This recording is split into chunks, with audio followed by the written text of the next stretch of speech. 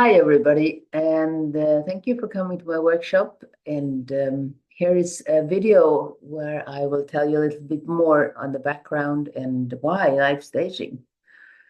In these days, when a workshop is 40 minutes, as you know, I decide to do a demonstration in believing that doing something, experience something is a better learning than I can have a seminar tell about something. So we did a demonstration and we came as far as we could in this little time. And unfortunately, the feedback was not enough during this time and so on. So, and there I can start with live staging. Why did I develop this? Because I was so tired of listening to all these talkings. My background is that I'm a family therapist and I was educated in the late 70s and in the 80s and so on. So I have quite a lot of experience and also through the years have met with and been inspired and from many of these people that I think you also know about. And one of them is Václavic, who in his book Change said that if you want to make a change, start doing something different. Don't do more of the same. And so live staging is to do something different, to be something different, to set the stage for something else, to evolve and develop and experiential. It's an experiential setting, and in this in the culture, professional culture, it has been a long time a setting of an expert is helping somebody who seeks help. And also so the setting is usually the expert has the knowledge, expertise, and the client comes to get some help. And the expert is delivering different ideas or medicines or diagnosis or solutions or dialogues or whatever it is. So the client will be healed or feel better or solving a problem or get something more of something else or something. And that is a typical setting. And in these settings, most professionals contexts I found are dominantly verbal. Language is important, so of course, different professionals speak different languages. Though I think that what happened? Why did I develop this live staging? It was I was seeking for something more embodied knowledge and all this what we have inside and the colorfulness of all the people and also I was inspired by the narrative ideas about the normative power that keeps us in thin boxes in some way and that's not professional or that's too private or that is that and all these kind of rules that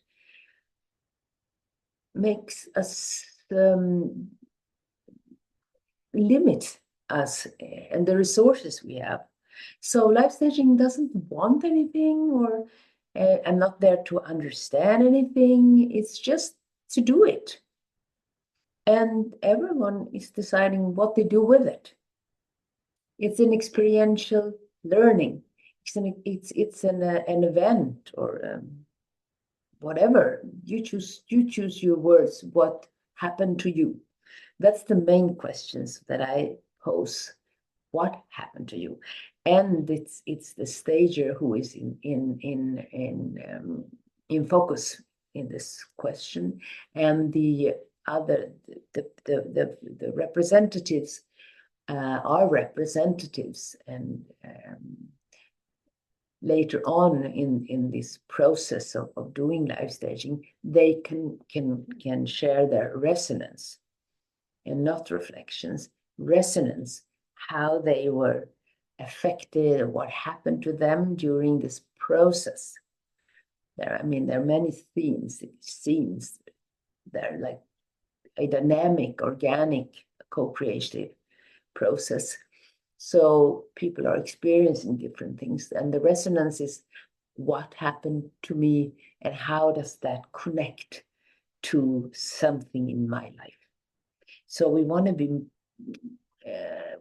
give each other a resonance, but also people in the stages are also co-carrier of the dilemma or the thing that the stager wants to have a closer look at. So we focus the seeing, making a picture, which is a sketch. And that comes back to why this happened. It all started with supervision in the dark, when I was thinking, how much details and information do I really need, or do we need in the supervision group or the couple, or if I meet the couple, or how much do I have to know about the background and so on.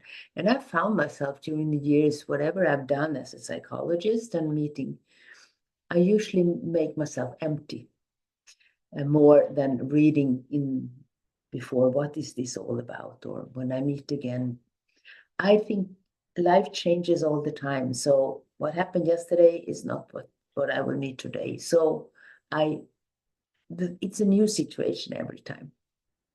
So life staging's idea with life staging is that you should be more skillful in using from all your sources, not just only the verbal.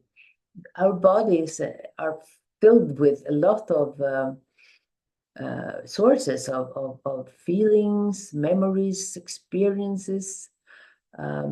People are colorful in different ways. People have different values. We are very much the same in some way, but also unique.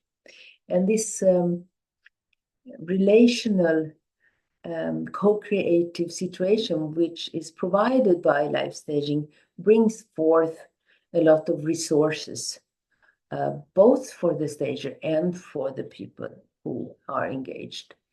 And in the long terms of using life staging, also it is transforming people and groups and workplaces as people get less polarized and more rich. And the aim, if I didn't say that, it is to co-create richer stories about people and phenomena, about myself or whatever I want to have a closer look at. So it's a multi-perspective, of course, because you have all these different people from in the sketch, and you take away lots of details, and so you will see much easier what it's all about. And actually it's fun because people, when they do the staging, it goes very, very fast. If they had to tell this story, I can say I would have wait maybe 15 minutes or something to hear about and it's a linear way of talking verbally to tell about this. So here they make the scenes directly and very precise. It seems like how they want people to stand and the mimic and everything. So I think it is actually to activate things that we all do in our private life. We do read situations. We do look at the mimics of people. We position ourselves different, and we well, every day we do that. If we go shopping, if you go take the elevator down and you meet a neighbor or what, we have a lot of things that we don't consider maybe as resources as therapists.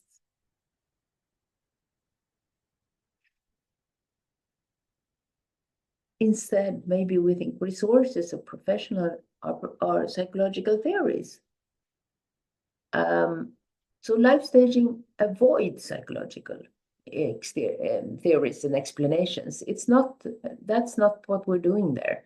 There are other places you can talk about psychology and diagnosis and whatever that is.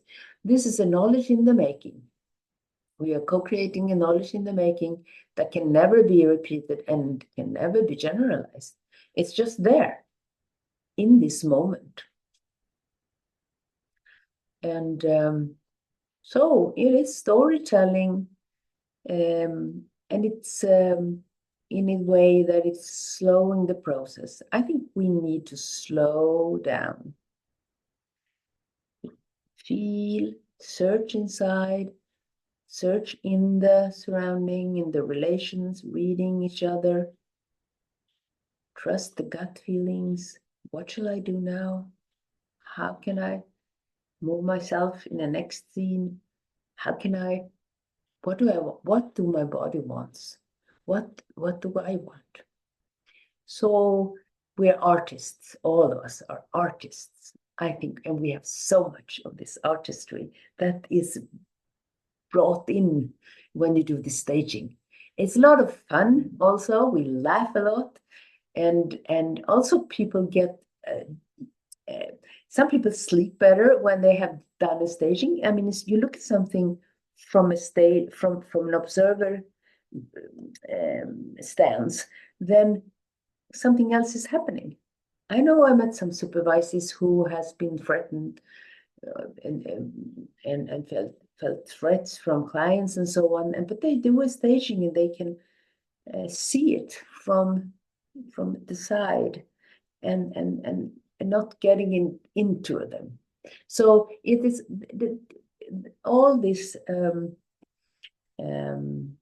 all the setting has a lot of ideas and thoughts, but I'm not going to go too close to it in this video because it will be books written this autumn or spring, and it is like I said before, the radical not knowing, so which is very important in life staging. That's why we don't have any information at all, and I don't have it either. And also the difference is that I, as a supervisor or group leader or therapist, I don't have an idea. Also, I don't know what it's all about. I don't know what it is all about, and that is very good too. And I don't have to know, and I don't want to know, and I don't know. If I know, I know. And I try to be indifferent more and keeping the safe place so that the people can be like toddlers and being into the intermediate, like when he talks about the intermediate space where we can explore, try out,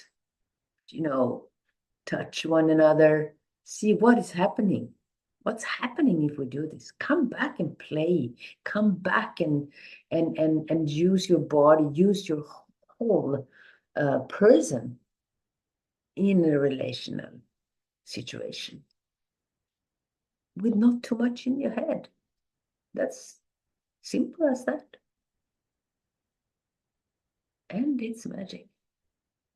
It is surprising always. You can never say what it is about. You can never predict anything. You can just do and be.